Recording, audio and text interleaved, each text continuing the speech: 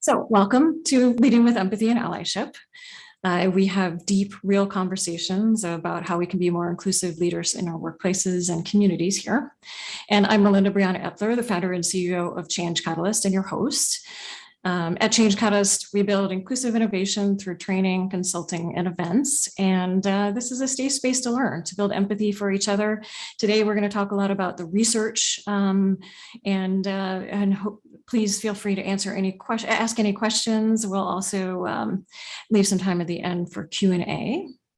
This is episode 53, where we'll be talking about what the research says, Change Catalyst State of Allyship Report. And I am joined here by two members of my team, Renzo and Merve. We're going to present some of our insights from our new report, which has been developed after years of doing research on allyship and collecting data. And we'll discuss what people need from allies, what they want from allies, why allyship is important for business, and how to become better allies. All right, so on screen, we have two ASL interpreters. They're going to be tag teaming today. Thank you to Interpreter Now for your amazing partnership. This is also being live captioned by Maggie at White Coat Captioning. So just if you want to turn on captioning, just go down to closed caption at the bottom of your screen, and you should be able to adjust any settings there as well. Our team is behind the scenes doing amazing work. Juliet, Raya is behind the scene as well as Christina. They're also in the chat and in the Q&A as well. So yes, please use the Q&A, please use the chat freely. It definitely helps when we know what you're thinking and what's resonating for you. So let me go ahead and share my slides, and then Renzo and Merve are going to introduce themselves too.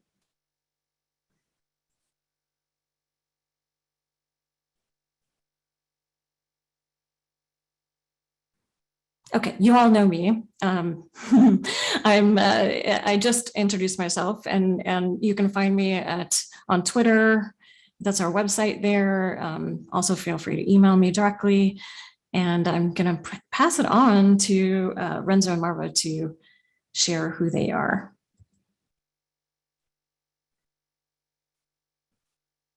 Thank you, Melinda. Hi, everybody. I'm Renzo Santos. I'm the Finance and Operations Analyst of Change Catalyst. I joined Change Catalyst back in late 2018. I handle the finances of the organization, and I also help with the operations, especially with data management and data analysis.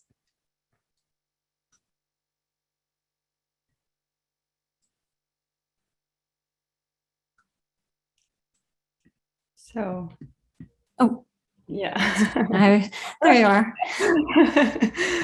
Hi, everyone. I am Merve Bulgurcu. I am part of this great team. I have joined Change Catalyst as a data analyst 4 months ago, and I have had a great chance to work on this Allyship report, and I am here to share our insights with you. And I also need to say I am very passionate about promoting a culture of diversity, equity, and inclusion, and delivering data-driven impacts at any level. So that's me. Awesome. Excited to have both of you two in front of the screen today and on the podcast. So as you all know, just briefly, my new book, How to Be an Ally, is coming out soon, next week.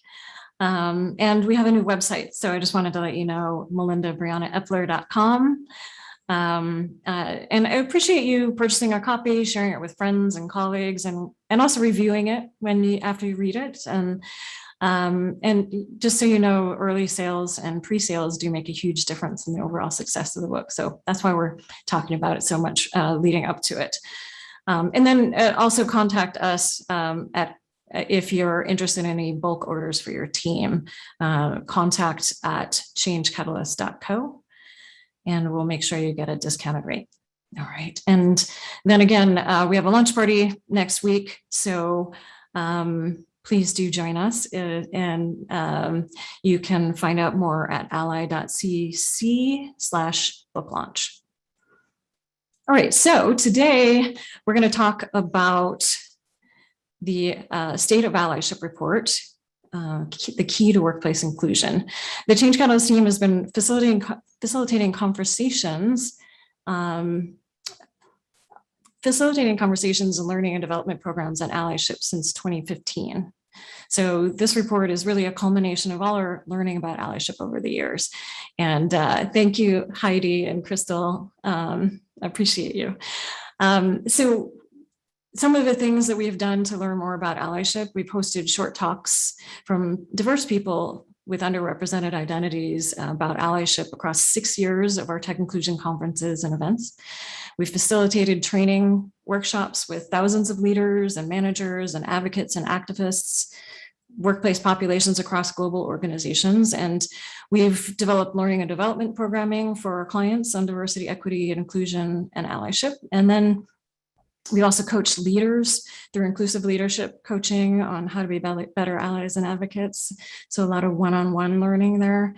We've advised employee resource groups and DEI advocates on how to build allies and advocates across organizations. And we have this show now in our 5th season where we learn a lot from allies and advocates and activists every week.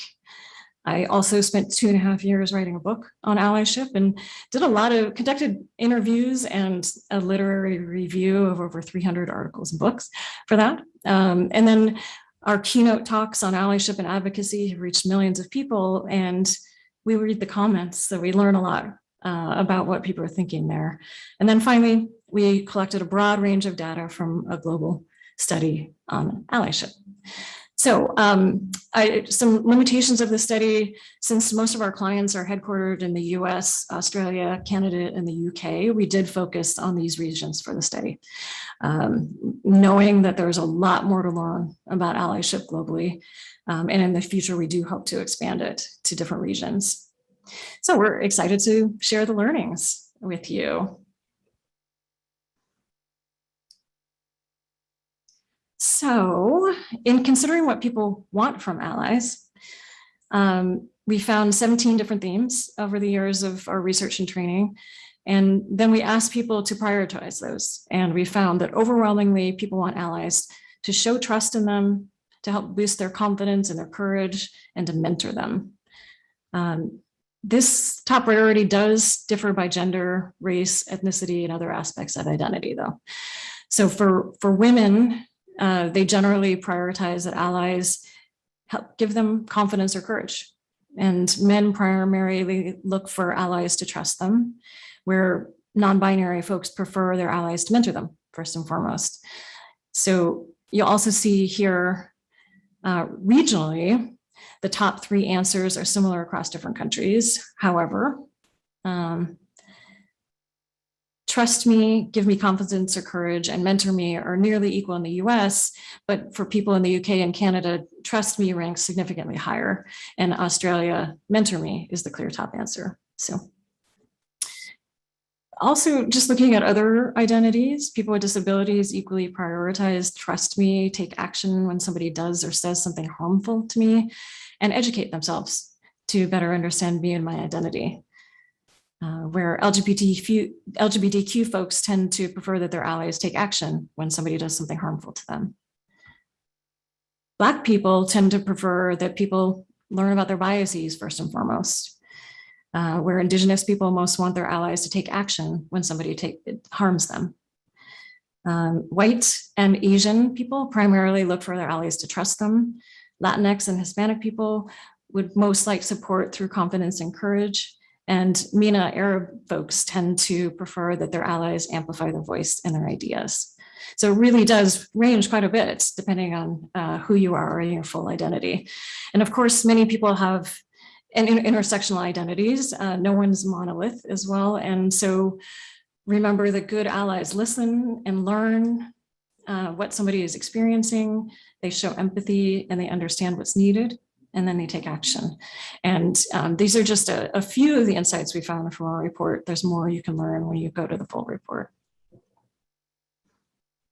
So The other thing we learned is that how allies have supported people is not necessarily the same as how they want to be supported. So for Black people, their priorities are quite different.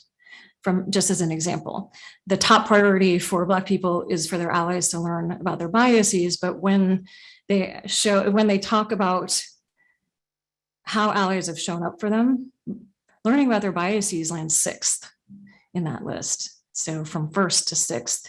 Then taking action when somebody harms them is their 2nd priority for Black people, yet it falls to 9th in the list of actual support.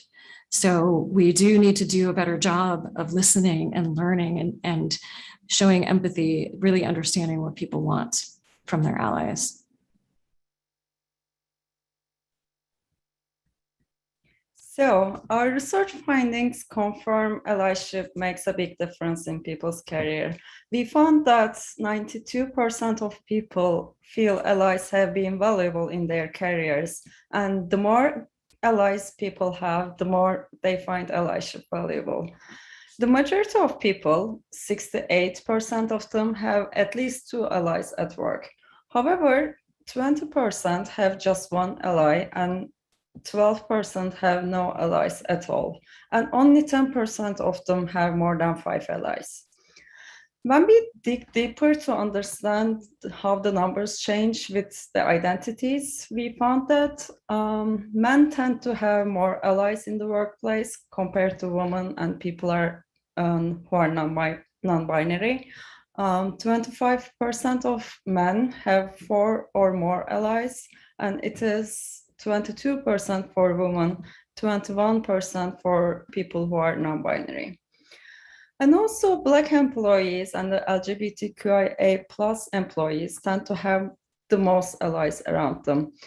26% of Black employees and 26% of Black employees and 27% of LGBTQIA+ employees have 4 or more allies in their workplace. And it is even higher for the first generation students. 30% of first generation students reported that they have 4 or more allies. And we also look at when the allyship encouraged in the workplace. So when it is encouraged with training, for example, people tend to have more allies. And that is not surprising because once you learn and know more about allyship, then you can actually begin to take action and become an ally. So we discovered that almost everyone, 96% of people who works at a company where allyship is a priority has at least 1 ally. It is only 56% of people working in companies where allyship is not encouraged. And strikingly, 44% of people working at the companies where allyship is not encouraged have no allies at all, while only 7% of people working in companies where the allyship is a priority have no allies. And there's another important finding here. Our data showed us people who work at companies where the allyship is not encouraged are 3.6 times more likely to never have an ally help them in their career. So allies play a critical role as we work to build more diverse, equitable, and inclusive companies. And there are many ways that allyship makes a difference in the workplace, and we ask about these differences. Our data shows that an ally can significantly increase engagement, feelings of overall happiness, productivity.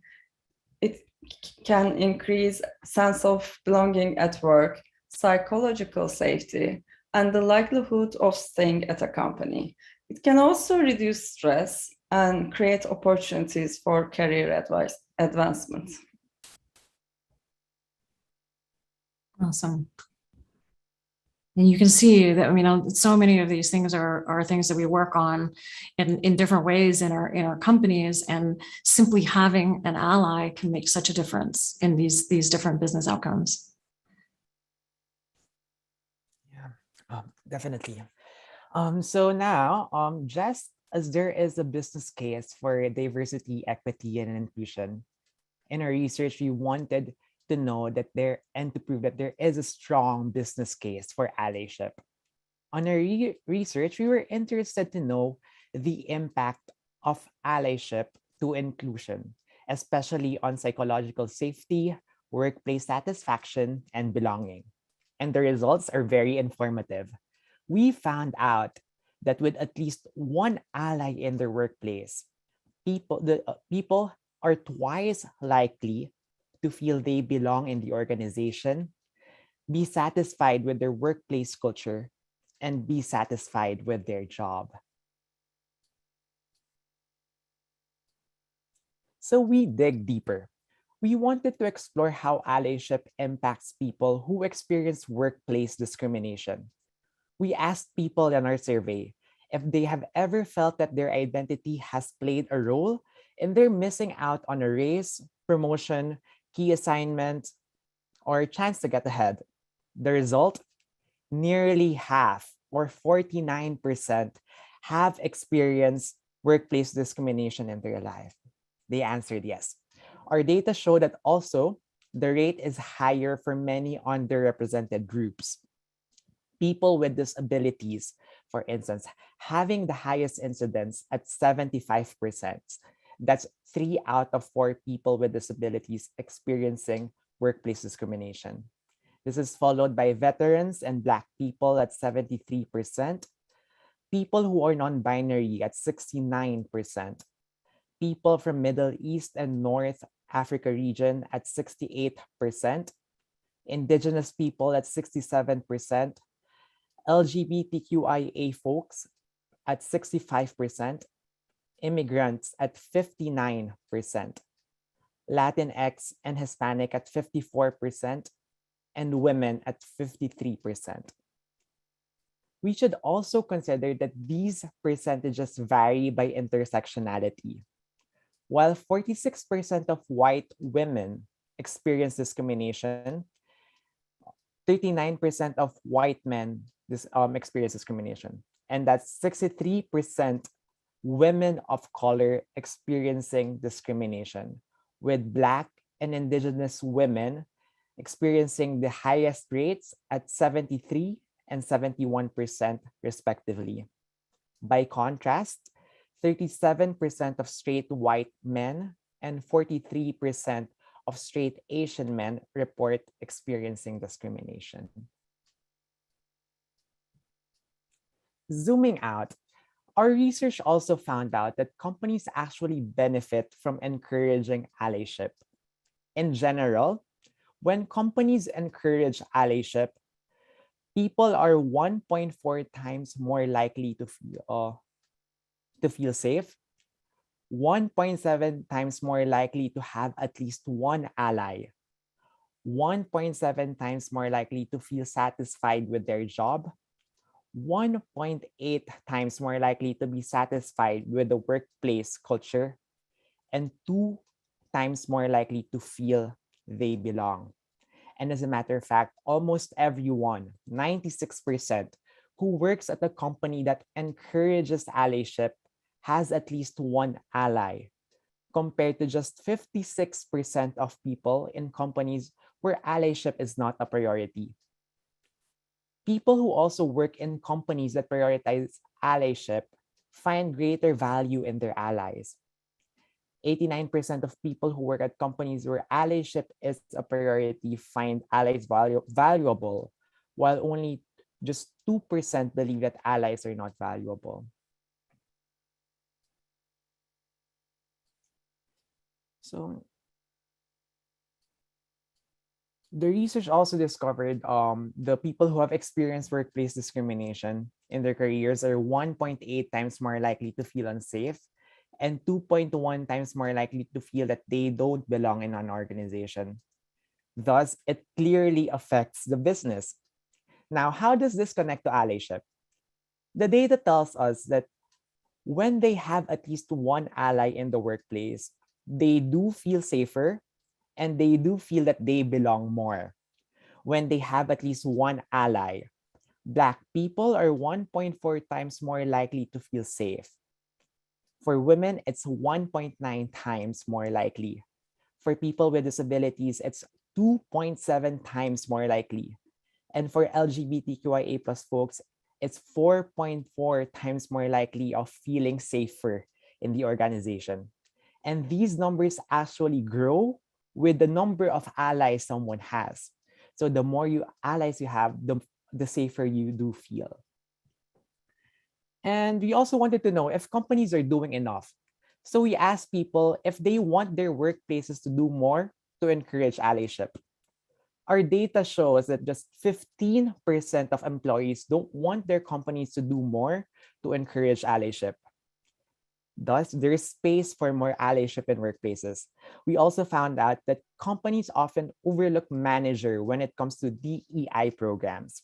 Yet, they are the most interested, with 70% of managers compared to entry and senior levels wanting their companies to do more to encourage allyship. And interestingly, when allyship is encouraged in the workplace with training, for example, people want more encouragement of allyship in their workplace. So wrapping up the business case, our data shows that number one, allyship improves key business outcomes. Number two, allyship plays a big difference in people who experience this workplace discrimination. Number three, that there are companies that will benefit from doing more to encouraging allyship. And number four, that people want their companies to do more.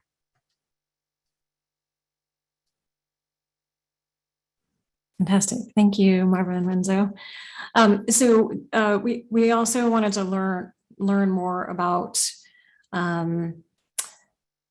how people learn, what the behavior change mechanisms are. And so first, I want to talk a little bit about the stages of allyship, which is a behavioral change model we developed at Change Catalyst that shows the steps that people take along their allyship journey. I spoke about this in detail back in episode 16, which was kind of almost a year ago. So in that episode, you might take a look. I talked about each of the stages of allyship and my own journey through those stages. So just as a refresher for those who did not experience that episode yet, most people start as deniers. I did. And I'm sure most of you did as well. There are many passive deniers who are not yet aware of the need for allyship nor how to take action as an ally. And for deniers, they need ways to become more aware of inequity, of injustice, and exclusion through stories mostly. And that's what we learned is they tend to, we'll talk about this in a little bit, but they tend to want to learn or they tend to learn by hearing from other people's experiences. So just 3% of people are active deniers, which means that when they learn about the need for allyship, they're actively opposed to it. So just 3%. So they might be very loud in your organization. I've certainly given some talks where they're loud in the chats, but it is 3% in total. So the second is observer, somebody who's just kind of testing that new understanding. A learner is just learning new information, taking it in. They're not yet activated yet.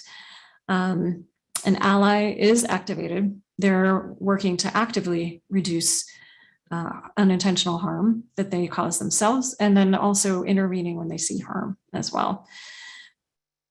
An advocate leads the change using their power and their influence so everyone can thrive. So really leading that change in their organizations and in the world. And then an accomplice breaks the rules, helping dismantle inequitable structures and build them more equitably for the benefit of others. And then an activist dedicates their life and their career to creating change.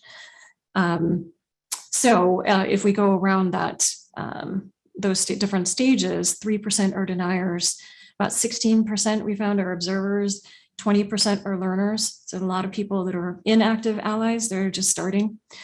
22% are active allies, are allies, 21% are advocates.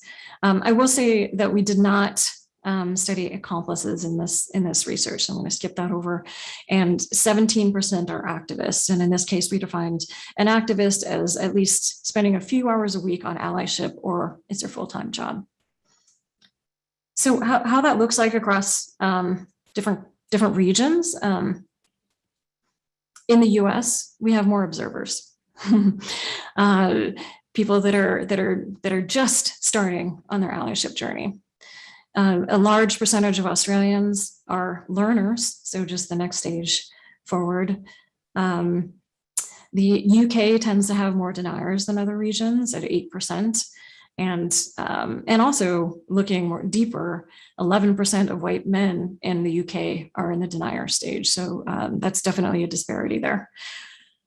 So we consider active allies to be anyone who's an ally stage and beyond. And we found in our research that about 60% of people are active allies, having at least taken a few actions as allies. And there are we found that there are fewer active allies in Australia, 54%, than in Canada, 62%, and in the UK and the US, both 60%. And Shelley, welcome as a learner. Awesome. So training also makes a difference in where people are on the stages of allyship. In organizations that offer training of any type, that could be anti-harassment training, anti-racism training, inclusive leadership training, allyship training, mentor training. In organizations that offer training of any type, the average person is further along their journey. They're at the advocate stage and the activist stage of their allyship journey. In organizations that don't offer training, people are most likely to be in the observer and ally stages of their allyship journey. And in organizations that don't offer training, 9% are deniers compared to just 3% in organizations where training is offered. So training really does make a difference. And also the type of training makes a difference. In organizations that specifically offer allyship training, just 1% of people are in the denial stage. So how do people learn about the need for allyship? We definitely wanted to know what their first aha moment was. So of the people that remembered how they learned about their need for allyship, most people say they learn about their negative experience, about a negative experience a colleague or friend went through. So that does mean that we need to tell our stories. It makes it more difficult to move people from deniers to observers because they have to have that moment of realization. And it does take learning a story from somebody that's close to them. Storytelling from friend to friend or colleague to colleague can make a big difference. And people change one story at a time. So the top answer was the same for all regions in our study. However, number two is different. In Australia, many people want to learn about the need for allyship through training.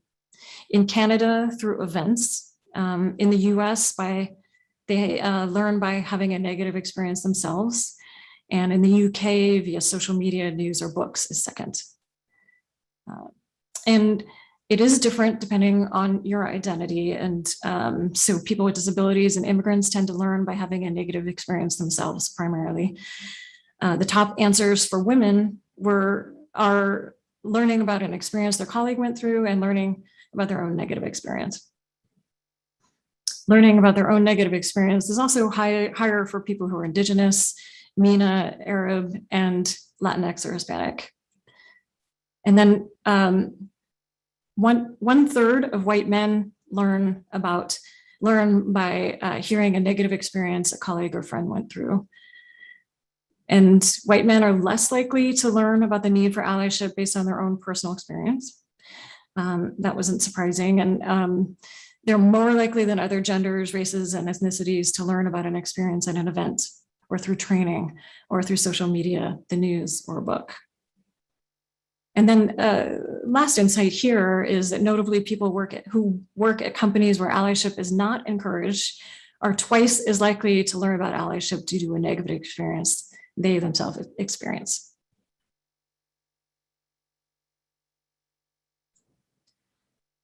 So what motivates people to be allies? The top answer is fairness and justice, followed by wanting to be a good leader and paying it forward.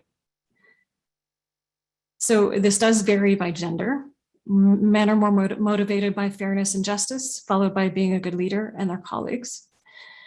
Women are motivated also by fairness and justice, followed by paying it forward and being a good leader. And people who are non-binary are motivated by their colleagues first, followed by the next generation and a partner or a good friend. So quite different, actually. And we also find that people working at companies that are dedicated to diversity, equity, and inclusion are 1.7 times more likely to be motivated by business success and 1.4 times more likely to be motivated to be a good leader. So they're integrating their motivations with the business case as well when their company focuses on it. The top motivator for people who are MENA or Arab is their colleagues. And for veterans, it's being a good leader. For indigenous people, their top motivator is tied between fairness and justice and the next generation. And being motivated by the next generation also ranks higher for veterans and Black people as well. What do people find the most challenging about being an ally?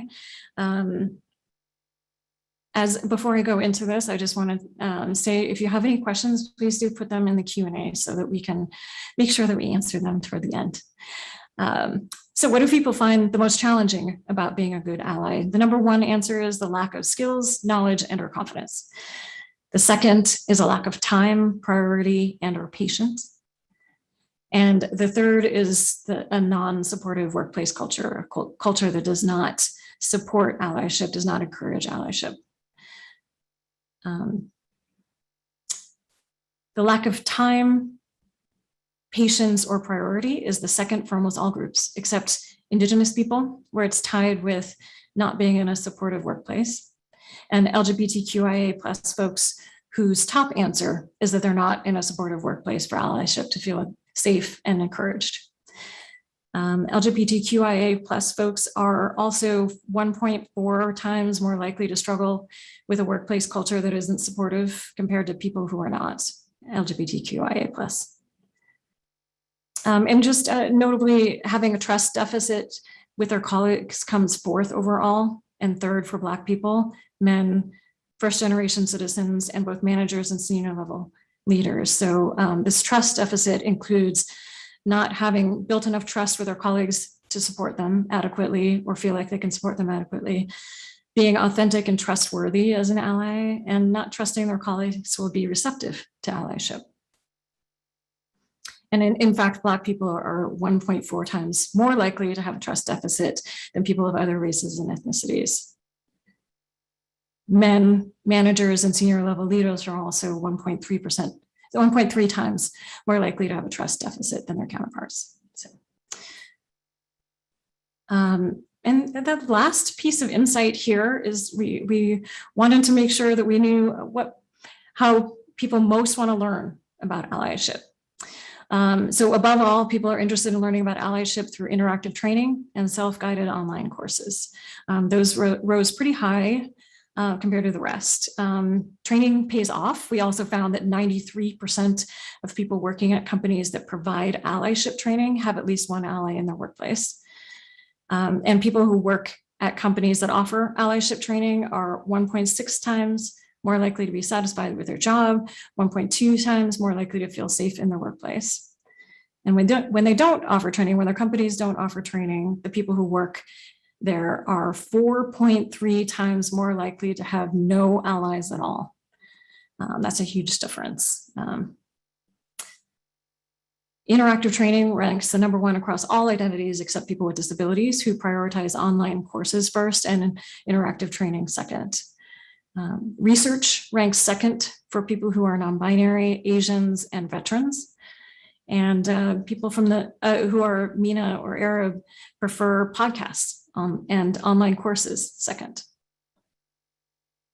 For women, events and meetups and research are tied for third, and that rank is similar across different regions. The same rank that so interactive workplace interactive workshops, self-guided online courses, and research is the same for all the regions we studied, except Canadians prefer research second and online courses third.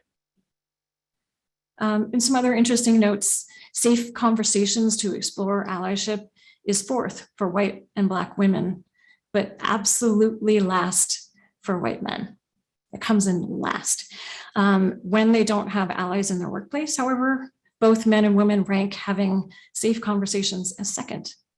And it rises to the top for LGBTQIA+ folks who don't have allies. So these are just a few of our findings. You can find more about our findings and find the details of the report, the full report, at ally.cc/allyship report. Oh, sorry, ally.cc/report. And I will note that currently you can download the executive summary, and next week you'll be able to download the full report. So we'll let you know, for those of you in our audience here, we'll let you know when that full report is available. We'll send you an email. So what questions do you have, or what thoughts do you have after hearing about this? I don't think we have anything in the Q&A, y'all. You're fascinated by what we talked about. Anything that doesn't that resonates for you?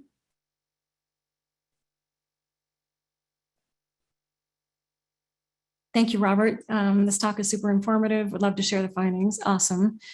And maybe Araya, can you troubleshoot the link? Sounds like it's not working. Yes, the full report will be long and full of insights, actually.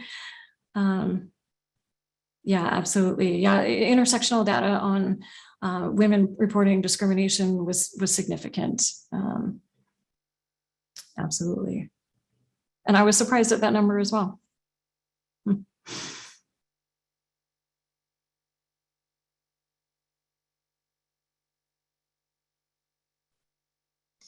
Yeah, Larissa, the experience of disabled folks, it was quite different. And several answers were different for people with disabilities. Absolutely agreed with that. There's a lot more work that we can do in our workplaces to go deeper and measure. There's a lot of demographic information that's really important, and looking across inclusion and engagement data for disabled folks. Shelley says, my company introduced me how to be an ally, safe conversations during a brown bag lunch room called IDEA. Awesome. Larissa, we did not break it down to different types of disabilities. It would have taken a larger study to do that, to be statistically significant. So unfortunately, that's definitely something that is room for the future in terms of research.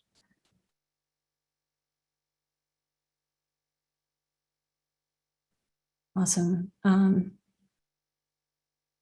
Jewel says, such interesting and overwhelming details. Everyone different depending on who they are. Absolutely. When we're working to be an ally, it just seems that the best approach is to be authentic and humble.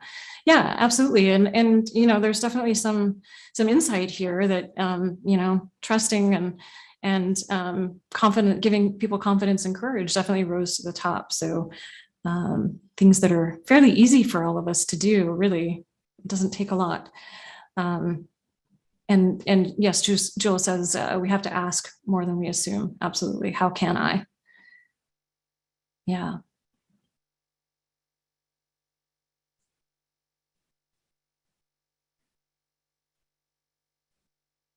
Did we break it down by age? We did. There's not a lot about that in, Rex asked this question. There's not a lot about that in our report. But if you are really interested in this, you can definitely contact us and we can give you some more insights. Oh, thank you. Thank you for calling out that there are questions in the Q&A. Okay. So Madeline asks, how does an organization balance ally actions that focus on inclusion and ERG affiliate groups that provide space for specific groups? I think there are two different things and also can be somewhat merged as well. So I think you need to focus separately on building allies, and you can also, a lot of organizations are inviting allies to their ERGs as well, not necessarily for all programming, because there may be space for people to fully be themselves and feel safe being themselves. Is maybe more appropriate. And so ERGs are a great place, or affiliate groups are a great place to provide that safe space for people to truly be who they are, to self-organize, and to develop their own programming and invite allies as they like into that. So I would also recommend that you focus on teaching people how to be allies, because the number one thing, the number one challenge is that people don't have enough skills. They don't have enough knowledge to really feel like they can step up as allies. So that is not necessarily learned by ERG events and conversations.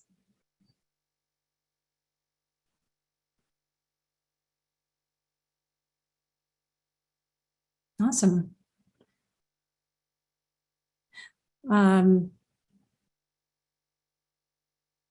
Yeah, Shelley, I think it's interesting that there's a big discrepancy between what underrepresented groups want and what allies think they want. Absolutely, it's so important for us to recognize that, and one of the reasons why we did the report.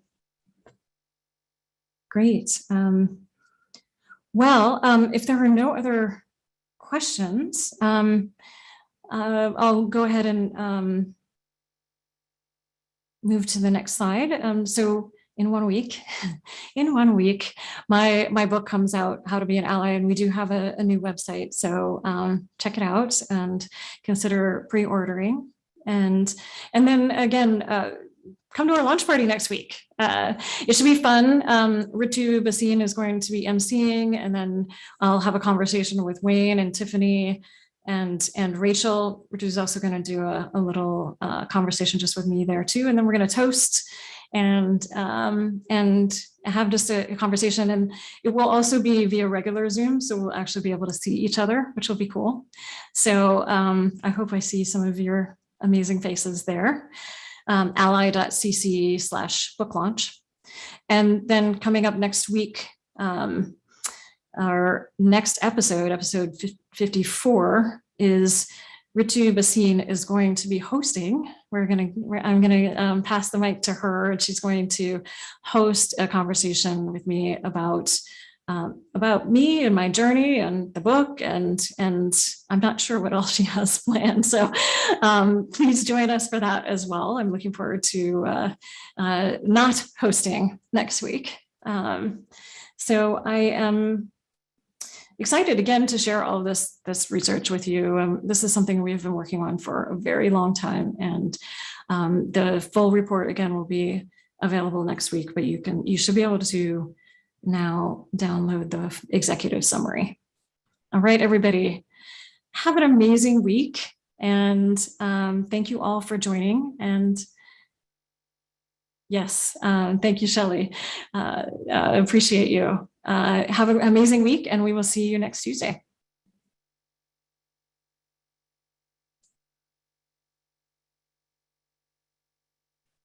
And thank you, Marva and Renzo, too, for your amazing contributions to this.